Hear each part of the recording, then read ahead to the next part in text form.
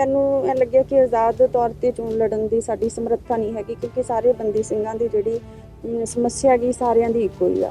ਫਿਰ ਮੈਂ ਇੱਕ ਪੋਸਟ ਪਾਤੀ ਸੀ ਜੀ ਕਿ ਮੈਂ ਚੋਣਾਂ ਨਹੀਂ ਲੜਨੀਆਂ ਹੈਗੀਆਂ, ਅਸੀਂ ਸਮਰੱਥ ਹਾਂ ਚੋਣਾਂ ਲੜਨ ਤੋਂ।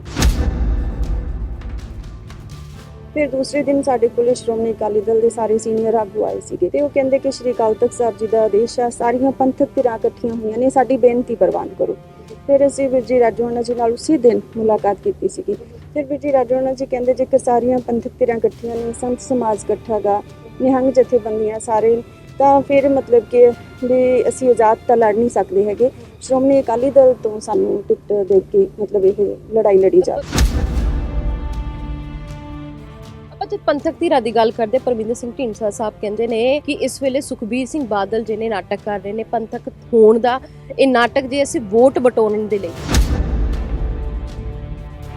ਤੇ ਮੈਂ ਇਹ ਬੇਨਤੀ ਕਰਦੀ ਹਾਂ ਕਿ ਆਪਣੇ ਸਤਿਕਾਰਯੋਗ ਢੀਂਡਸਾ ਸਾਹਿਬ ਜੀ ਨੂੰ ਤੇ ਬੰਦੀ ਸਿੰਘਾਂ ਦੀ ਰਿਹਾਈ ਕਰਵਾ ਦਿਓ। ਮੈਂ ਤਾਂ ਅੱਜ ਚੋਣਾਂ ਤੋਂ ਪਿੱਛੇ ਹਟ ਜਾਂਦੀ ਸੀ। ਜਿੱਥੋਂ ਤੱਕ ਅੱਜ ਮੈਨੂੰ ਪਤਾ ਲੱਗਿਆ ਤਾਂ ਕੋਈ ਹੱਥ ਲਿਖਤ ਚਿੱਠੀ ਨਹੀਂ ਹੈਗੀ। ਇਸ ਤਰ੍ਹਾਂ ਦੀਆਂ ਜਾਲੀ ਚਿੱਠੀਆਂ ਬਹੁਤ ਆਉਂਦੀਆਂ ਜੀ, ਬਹੁਤ ਮਤਲਬ ਭਰਮ ਭੁਲੇਖੇ ਖੜੇ ਕੀਤੇ ਜਾਂਦੇ। ਅਸੀਂ ਮੈਂ ਮਾਨ ਸਾਹਿਬ ਨੂੰ ਇੱਕ ਹੋਰ ਗੱਲ ਕਹਿਣਾ ਚਾਹਾਂਗੀ, ਮਾਨ ਸਾਹਿਬ ਜੀ, ਕਿ ਤੁਸੀਂ ਤਾਂ ਮਹਿਲਾਂ 'ਚ ਬੈਠੇ ਤੇ ਸਾਡੇ ਵੀਰ ਜਿਹੜੇ ਹੈਗੇ ਨੇ 25 30 ਸਾਲਾਂ ਤੋਂ ਜੇਲ੍ਹਾਂ ਦੇ ਵਿੱਚ ਨੇ, ਫਾਂਸੀ ਕੋਠੀ 'ਚ ਨੇ। ਇੱਕ ਮੈਂ ਮਾਨ ਸਾਹਿਬ ਨੂੰ ਬੇਨਤੀ ਕਰਨਾ ਚਾਹਾਂਗੀ, ਮਾਨ ਸਾਹਿਬ ਜੀ ਕੌਮ ਨੂੰ ਜ਼ਰੂਰ ਦੱਸਿਓ ਕਿ ਕਦੇ ਤੁਸੀਂ ਮੇਰੇ ਫਾਂਸੀ ਦੇ ਤਖਤੇ ਤੇ ਖੜੇ, ਫਾਂਸੀ ਚੱਕੀ ਦੇ ਵਿੱਚ ਬੰਦ ਮੇਰੇ ਵੀਰ ਨਾਲ ਤੁਸੀਂ ਇੱਕ ਵੀ ਮੁਲਾਕਾਤ ਕੀਤੀ? ਤੁਸੀਂ ਕਿਸੇ ਹੋਰ ਬੰਦੀ ਸਿੰਘ ਨਾਲ ਮੁਲਾਕਾਤ ਕੀਤੀ? ਤੇ ਜਿੱਥੋਂ ਤੱਕ ਮਾਨ ਸਾਹਿਬ ਜੀ ਕਹਿੰਦੇ ਨੇ ਕਿ ਬੀਬੀ ਨੂੰ ਪਾਰਲੀਮੈਂਟ ਦਾ ਤਜਰਬਾ ਨਹੀਂ ਹੈਗਾ, ਬੀਬੀ ਬੋਲੇਗੀ ਕਿਵੇਂ? ਹੋਰ ਵੀ ਸਾਰਿਆਂ ਦੀ ਇਹੀ ਚੀਜ਼ ਆ, ਤਾਂ ਮੈਂ ਤਾਂ ਉਹਨਾਂ ਨੂੰ ਇਹੀ ਕਹਾਂਗੀ ਕਿ ਪਾਰਲੀਮੈਂਟ 'ਚ ਮੇਰੇ ਦਰਦ ਬੋਲਣਗੇ। ਸਤਿ ਸ਼੍ਰੀ ਅਕਾਲ, ਤੁਸੀਂ ਵੇਖ ਰਹੇ ਹੋ ਦੈਨਿਕ ਸਵੇਰਾ ਟੀਵੀ, ਮੈਂ ਹਾਂ ਨੀਰੂ ਬਿਜਲਵਾਨ। ਸੰਗਰੂਰ ਜਿਮਨੀ ਚੋਣ ਨੂੰ ਲੈ ਕੇ ਬਹੁਤ ਸਾਰੀ ਚਰਚਾਵਾਂ ਚੱਲ ਰਹੀਆਂ ਨੇ, ਬਹੁਤ ਸਾਰੀ ਤਿਆਰੀਆਂ ਚੱਲ ਰਹੀਆਂ ਨੇ। ਹਰ ਕੋਈ ਉਮੀਦਵਾਰ ਇਸ ਵੇਲੇ ਲੋਕਾਂ ਦੇ ਵਿੱਚ ਨਿਤਰਿਆ ਹੋਇਆ ਹੈ ਤੇ ਅਗਰ ਗੱਲ ਕੀਤੀ ਜਾਵੇ ਸੰਗਰੂਰ ਜਿਮਨੀ ਚੋਣ ਦੀ ਤਾਂ ਇਕਲੌਤੀ ਮਹਿਲਾ ਉਮੀਦਵਾਰ ਜੋ ਹੈ ਬੀਬੀ ਕਮਲਦੀਪ ਕੌਰ ਸਾਡੇ ਨਾਲ ਇੱਥੇ ਮੌਜੂਦ ਨੇ। ਤੇ ਜਦ ਸ਼੍ਰੋਮਣੀ ਅਕਾਲੀ ਦਲ ਦੀ ਗੱਲ ਕਰਦੇ ਨੇ, ਸ਼੍ਰੋਮਣੀ ਅਕਾਲੀ ਦਲ ਨੇ ਤੁਹਾਨੂੰ ਉਮੀਦਵਾਰ ਐਲਾਨਿਆ, ਲੇਕਿਨ ਉਸ ਦੇ ਨਾਲ ਹੀ ਨਾਲ ਕਿਤੇ ਅਕਾਲੀ ਦਲ ਅੰਮ੍ਰਿਤਸਰ ਸਿਮਰਨਜੀਤ ਸਿੰਘ ਮਾਨ ਨੇ ਕਿਹਾ ਕਿ ਪੰਥਕ ਇੱਕ ਹੁੰਦੇ ਤਾਂ ਵਧੀਆ ਸੀ, ਹੁਣ ਵੋਟ ਜੇ ਵੰਡੇ ਜਾਣਗੇ। ਪਹਿਲਾਂ ਤਾਂ ਸਤਿ ਸ਼੍ਰੀ ਅਕਾਲ ਜੀ। ਇਸ ਤਰ੍ਹਾਂ ਸੀ ਕਿ ਮੈਂ ਤੁਹਾਨੂੰ ਸਾਰਾ ਦੱਸਦੀ ਹਾਂ ਜੀ। ਸ਼੍ਰੀ ਅਕਾਲ ਤਖਤ ਸਾਹਿਬ ਜੀ ਤੇ ਪਹਿਲਾਂ ਆਦੇਸ਼ ਹੋਇਆ ਸੀਗਾ ਇਹ, ਕਿਉਂਕਿ ਉੱਥੇ ਸ਼੍ਰੀ ਅਕਾਲ ਤਖਤ ਸਾਹਿਬ ਜੀ ਨੇ ਗੱਲ ਕਹੀ ਸੀ ਕਿ ਬੰਦੀ ਸਿੰਘਾਂ ਦੇ ਲਈ ਸਾਰੇ ਇਕੱਠੇ ਹੋਵੋ, ਤਾਂ ਉੱਥੇ ਇਕੱਠ ਹੋਇਆ ਸੀਗਾ। ਸ਼੍ਰੋਮਣੀ ਕਮੇਟੀ ਦੇ ਪ੍ਰਧਾਨ ਜੀ ਨੇ ਇਕੱਠ ਕੀਤਾ ਸੀ ਤੇਜਾ ਸਿੰਘ ਸਮੁੰਦਰੀ ਹਾਲ ਦੇ ਵਿੱਚ, ਉੱਥੇ ਸਾਨੂੰ ਪਰਿਵਾਰਾਂ ਨੂੰ ਵੀ ਬੁਲਾਇਆ ਗਿਆ ਸੀਗਾ। ਤੇ ਉਸ ਤੋਂ ਬਾਅਦ ਇੱਕ ਕਮੇਟੀ ਬਣੀ ਸੀਗੀ, ਫਿਰ ਇਹ ਜਿਮਨੀ ਚੋਣ ਆ ਗਈ। ਤਾਂ ਫਿਰ ਸ਼੍ਰੀ ਅਕਾਲ ਤਖਤ ਸਾਹਿਬ ਜੀ ਨੇ ਇਹ ਆਦੇਸ਼ ਕੀਤਾ ਸਾਰਿਆਂ ਨੂੰ ਕਿ ਸਾਰੀਆਂ ਪੰਥਕ ਧਿਰਾਂ ਇਕੱਠੀਆਂ ਹੋ ਕੇ ਲੋਕਤਾਂਤਰਿਕ ਤਰੀਕੇ ਦੇ ਨਾਲ ਮਤਲਬ ਇੱਕ ਦਿੱਲੀ ਨੂੰ ਸੁਨੇਹਾ ਦਿਓ ਵੀ ਆ ਮੌਕਾ ਗਾ ਸਾਰਿਆਂ ਕੋਲੇ ਤੇ ਸਾਰੀਆਂ ਪੰਥਕ ਧਿਰਾਂ ਇਕੱਠੀਆਂ ਹੋਣ। ਫਿਰ ਇਸੇ ਤਰ੍ਹਾਂ ਸੰਤ ਸਮਾਜ ਨੇ ਵੀ ਕਿਹਾ, ਨਿਹੰਗ ਜਥੇਬੰਦੀਆਂ ਬਾਬਾ ਜੀ ਜਿੰਦਾ ਸ਼ਹੀਦ ਹਰੀਆਂ ਵੇਲਾਂ ਵਾਲੇ ਨੇ ਉਹਨਾਂ ਨੇ ਵੀ ਕਿਹਾ। ਫਿਰ ਸਾਡੇ ਕੋਲੇ ਮਤਲਬ ਕਿ ਜਿਹੜੇ ਸੰਤ ਸਮਾਜ ਤੇ ਬੰਦੀ ਸਿੰਘਾਂ ਦੇ ਪਰਿਵਾਰ ਸਾਡੇ ਕੋਲ ਆਏ ਸੀਗੇ ਕਿ ਅਸੀਂ ਤੁਹਾਨੂੰ, ਉਹਨਾਂ ਨੇ ਉਮੀਦਵਾਰ ਐਲਾਨਤਾ ਸੀਗਾ ਸਾਨੂੰ ਤੇ ਸਾਂਝੇ ਤੌਰ ਤੇ ਆਜ਼ਾਦ ਉਮੀਦਵਾਰ। ਤਾਂ ਅਸੀਂ ਮਤਲਬ ਕਿ ਉਹਨਾਂ ਨੂੰ ਇਹੀ ਜਵਾਬ ਦਿੱਤਾ ਸੀ ਕਿ ਵੀਰ ਜੀ ਰਾਜੋਆਣਾ ਜੀ ਨਾਲ ਗੱਲ ਕਰਾਂਗੇ ਤੇ ਫਿਰ ਦੱਸਾਂਗੇ। ਪਰ ਮੈਨੂੰ ਇਹ ਲੱਗਿਆ ਕਿ ਆਜ਼ਾਦ ਤੌਰ ਤੇ ਚੋਣ ਲੜਨ ਦੀ ਸਾਡੀ ਸਮਰੱਥਾ ਨਹੀਂ ਹੈਗੀ, ਕਿਉਂਕਿ ਸਾਰੇ ਬੰਦੀ ਸਿੰਘਾਂ ਦੀ ਜਿਹੜੀ ਸਮੱਸਿਆ ਹੈਗੀ ਸਾਰਿਆਂ ਦੀ ਇੱਕੋ ਹੀ ਆ। ਫਿਰ ਮੈਂ ਇੱਕ ਪੋਸਟ ਪਾਤੀ ਸੀ ਜੀ ਕਿ ਮੈਂ ਚੋਣਾਂ ਨਹੀਂ ਲੜਨੀਆਂ ਹੈਗੀਆਂ, ਅਸੀਂ ਸਮਰੱਥ ਹਾਂ ਚੋਣਾਂ ਲੜਨ ਤੋਂ।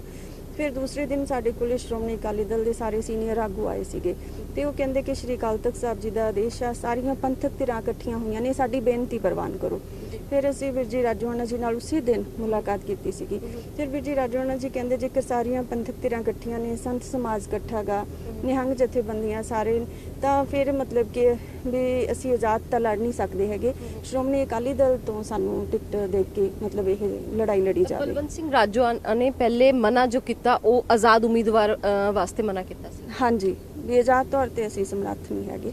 ਜੇਕਰ ਪੰਥਕ ਧਿਰਾਂ ਸਾਂਝੇ ਤੌਰ ਤੇ ਸ਼੍ਰੋਮਣੀ ਅਕਾਲੀ ਦਲ ਦੇ ਨਾਲ, ਕਿਉਂਕਿ ਉਹਨਾਂ ਦੀ ਇੱਕ ਪਾਰਟੀ ਆ, ਪਾਰਟੀ ਦਾ ਇੱਕ ਆਪਣਾ ਉਹ ਸਾਰਾ ਕੁਝ ਹੁੰਦਾ ਗਾ ਜੀ, ਤੇ ਫਿਰ ਅਸੀਂ ਮਤਲਬ ਕਿ ਲੜ ਸਕਦੇ ਹਾਂ।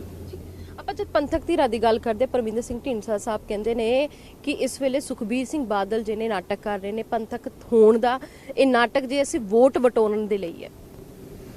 ਦੇਖੋ ਮੈਂ ਤਾਂ ਇਹ ਉਹਨਾਂ ਨੂੰ ਢੀਂਡਸਾ ਸਾਹਿਬ ਉਹਨਾਂ ਦੇ ਨਾਲ ਮੇਰੀ ਗੱਲ ਵੀ ਹੋਈ ਸੀਗੀ, ਪਰਮਿੰਦਰ ਸਿੰਘ ਢੀਂਡਸਾ ਜੀ ਦੇ ਨਾਲ। ਮੈਂ ਉਹਨਾਂ ਨੂੰ ਸਤਿਕਾਰਯੋਗ ਨੇ ਬੇਨਤੀ ਕੀਤੀ ਸੀਗੀ ਕਿ ਬੰਦੀ ਸਿੰਘਾਂ ਦੀ ਰਿਹਾਈ ਦੇ ਲਈ ਆਓ, ਤੁਸੀਂ ਆਓ, ਕਿਉਂਕਿ ਉਹਨਾਂ ਨੇ ਬਿਆਨ ਉਹਨਾਂ ਦੇ ਅਸੀਂ ਸਾਰੇ ਪੜ੍ਹਦੇ ਰਹਿੰਦੇ ਸੀ। ਉਹਨਾਂ ਨੇ ਇੱਕ ਗੱਲ ਕਹੀ ਸੀ ਕਿ ਬੀਜੇਪੀ ਦੇ ਨਾਲ ਅਸੀਂ ਤਾਂ ਸਾਡਾ ਨਾਤਾ ਜੋੜਾਂਗੇ ਅਸੀਂ ਆਪਦਾ, ਜੇ ਪਹਿਲਾਂ ਉਹ ਬੰਦੀ ਸਿੱਖਾਂ ਦੀ ਰਿਹਾਈ ਕਰਦੇ ਨੇ। ਤੇ ਮੇਰੀ ਤਾਂ ਅੱਜ ਵੀ ਉਹਨਾਂ ਨੂੰ ਬੇਨਤੀ ਆ ਇਹ ਕਿ ਸਾਡੇ ਜਿਹੜੇ ਉਜੜੇ ਹੋਏ ਘਰ ਆ 25 30 ਸਾਲਾਂ ਤੋਂ ਸਾਡੇ ਬੰਦੀ ਸਿੰਘ ਅੰਦਰ ਬੈਠੇ ਨੇ, ਇਹ ਢੋਂਗ ਨਹੀਂ ਹੈਗਾ, ਇਹ ਦਰਦ ਹੈ।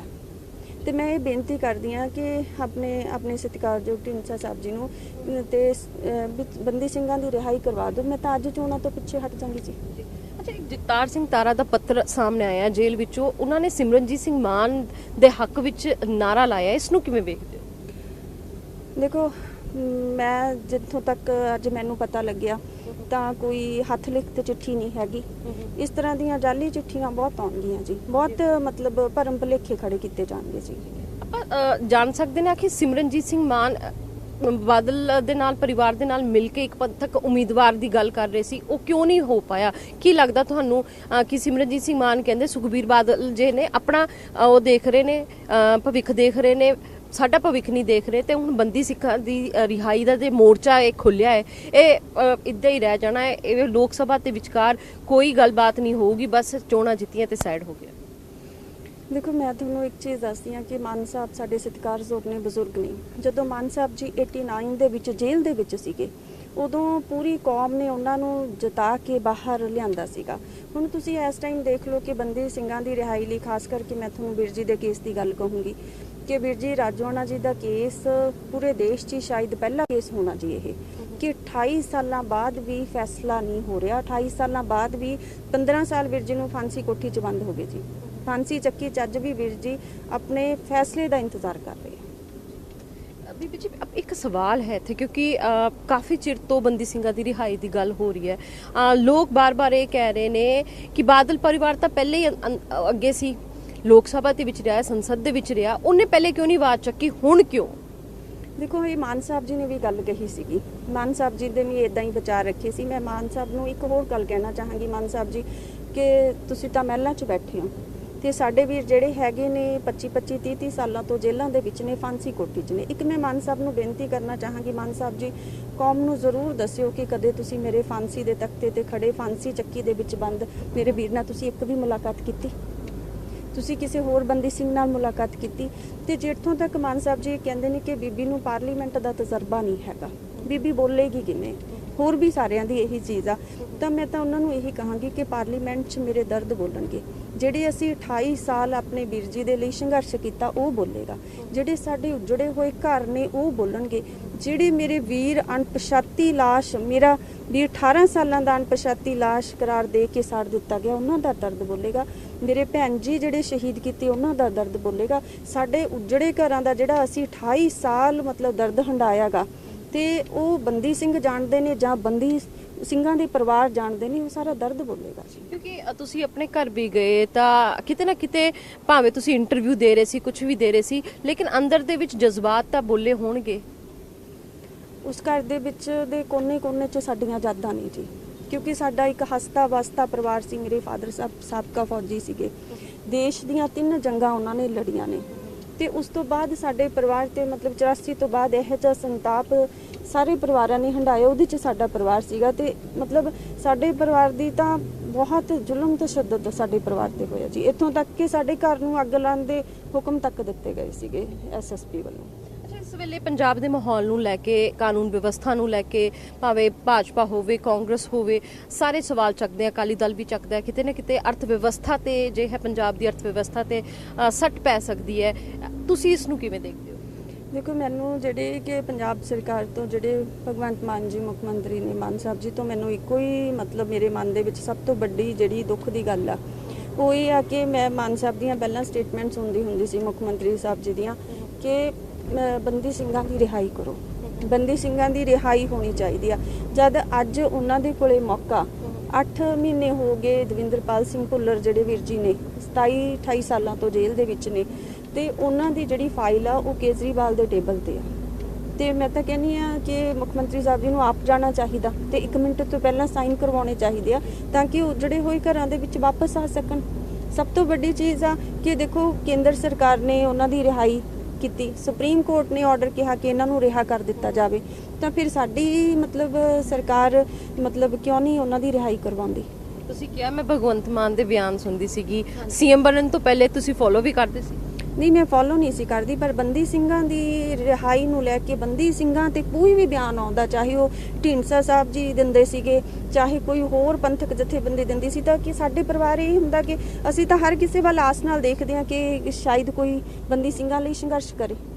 ਜਿਵੇਂ ਤੁਸੀਂ ਕਹਿ ਰਹੇ ਸੀ, ਸਿਮਰਨਜੀਤ ਸਿੰਘ ਮਾਨ ਕਹਿ ਰਹੇ ਸੀ ਕਿ ਬੀਬੀ ਕਿਵੇਂ ਬੋਲੇਗੀ, ਬੀਬੀ ਨੂੰ ਤਜਰਬਾ ਨਹੀਂ ਹੈਗਾ, ਲੇਕਿਨ ਹੁਣ ਕਾਫੀ ਚਿਰ ਹੋ ਗਿਆ, ਤਜਰਬਾ ਕਾਫੀ ਹੋ ਗਿਆ, ਲੋਕਾਂ ਦੇ ਵਿੱਚ ਨਿੱਤਰ ਰਹੇ ਹੋ, ਸਵਾਲਾਂ ਦੇ ਜਵਾਬ ਦੇ ਰਹੇ ਹੋ ਪੱਤਰਕਾਰਾਂ ਦੇ, ਤੇ ਹੁਣ ਇਹ ਜੋ ਤਜਰਬਾ ਹੈ ਇਹ ਕਿਵੇਂ ਦਾ ਲੱਗ ਰਿਹਾ? ਕਿਉਂਕਿ ਹੁਣ ਤੁਸੀਂ ਬਹੁਤ ਸਾਰੇ ਅਜਿਹੇ ਮੁੱਦੇ ਨੇ ਜੋ ਪੰਜਾਬ ਦੇ ਤੁਸੀਂ ਚੱਕਣੇ ਦੀ ਤਿਆਰੀ ਕਰ ਰਹੇ ਹੋ, ਤੇ ਹੁਣ ਚੋਣਾਂ ਦੇ ਲਈ ਨਿੱਤਰੇ ਹੋ, ਤਾਂ ਹੁਣ 23 ਜੂਨ ਨੂੰ ਕੀ ਲੱਗਦਾ ਕੀ ਹੋ?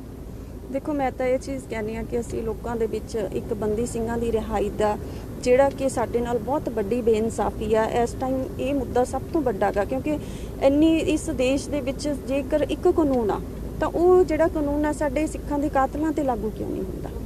ਸਾਡੇ ਸਿੱਖਾਂ ਦੇ ਜਿਹੜੇ ਕਾਤਲ ਨੇ, ਇੰਨੇ ਹਜ਼ਾਰਾਂ ਕਾਤਲ ਹੋਣਗੇ, 84 ਦਾ ਜਿਵੇਂ ਕਤਲੇਆਮ ਹੋਇਆ, ਕੋਈ ਇੱਕ ਵੀ ਕਾਤਲ ਦੱਸ ਦਿਓ ਜਿਹੜਾ 25-30 ਸਾਲਾਂ ਤੋਂ ਜੇਲ੍ਹ 'ਚ ਬੰਦ ਹੋਵੇ। ਤੇ ਸਾਡੇ ਮਤਲਬ ਜਿਹੜੇ ਵੀਰ ਨੇ ਉਹ 28 ਸਾਲ 30 ਸਾਲ ਹੋ ਗਏ, ਤੇ ਉਹਨਾਂ ਦੀਆਂ ਸਜ਼ਾਵਾਂ ਕਿਉਂ ਨਹੀਂ ਪੂਰੀਆਂ ਹੁੰਦੀਆਂ? ਅੱਛਾ ਵਿਜੇ, ਤੁਸੀਂ ਇਸ ਵੇਲੇ ਇੰਨੇ ਸਾਰੇ ਉਮੀਦਵਾਰ ਨੇ, 4 ਉਮੀਦਵਾਰਾਂ ਨੂੰ ਕਿਵੇਂ ਦੇਖਦੇ ਹੋ? ਦੇਖੋ, ਮੈਂ ਤਾਂ ਸਾਰਿਆਂ ਨੂੰ ਇਹੀ ਆ ਕਿ ਮੈਂ ਤਾਂ ਖਾਲਸਾ ਪੰਥ ਕੋਲ ਇੱਕ ਆਪਣੇ ਵੀਰਾਂ ਦੇ ਲਈ ਬੇਇਨਸਾਫੀ ਦੇ ਖਿਲਾਫ ਗਈ ਆ ਕਿ ਕੌਮ ਸਾਰੀ ਇਕੱਠੀ ਹੋਵੇ, ਚਾਹੇ ਸਾਰੇ ਧਰਮਾਂ ਵਰਗਾਂ ਦੇ ਲੋਕ, ਚਾਹੇ ਕੋਈ ਵੀ ਧਰਮ ਹੋਵੇ, ਉਹ ਸਾਨੂੰ ਬੇਇਨਸਾਫੀ ਦੇ ਖਿਲਾਫ ਲੜਨਾ ਸਿਖਾਉਂਦਾਗਾ, ਬੇਇਨਸਾਫੀ ਦੇ ਖਿਲਾਫ ਸਾਨੂੰ ਖੜਨਾ ਸਿਖਾਉਂਦਾਗਾ। ਮੇਰੀ ਤਾਂ ਸਾਰੇ ਧਰਮਾਂ ਵਰਗਾਂ ਦੇ ਸਾਰਿਆਂ ਨੂੰ ਇੱਕੋ ਹੀ ਬੇਨਤੀ ਆ ਕਿ ਸਾਡੇ ਗੁਰੂ ਸਾਹਿਬਾਨ ਨੇ ਸਾਂਝੀ ਬਾਲਤਾ ਦਾ ਸੰਦੇਸ਼ ਦਿੱਤਾਗਾ, ਤੇ ਸਾਡੇ ਵੀਰਾਂ ਨੇ ਜੋ ਵੀ ਕੁਝ ਕੀਤਾ ਉਹ ਕਿਸੇ ਧਰਮ, ਜਾਤ, ਫਿਰਕੇ ਦੇ ਖਿਲਾਫ ਨਹੀਂ ਸੀ, ਇੱਕ ਜ਼ੁਲਮ ਦੇ ਖਿਲਾਫ ਸੀ। ਔਰ ਸਭ ਤੋਂ ਵੱਡੀ ਚੀਜ਼ ਆ ਕਿ ਉਹ ਆਪਣੀਆਂ ਬਣਦੀਆਂ ਸਜ਼ਾਵਾਂ ਤੋਂ ਕਿਤੇ ਵੱਧ ਸਜ਼ਾਵਾਂ ਆਪਣੀਆਂ ਕੱਟ ਚੁੱਕੇ ਨੇ।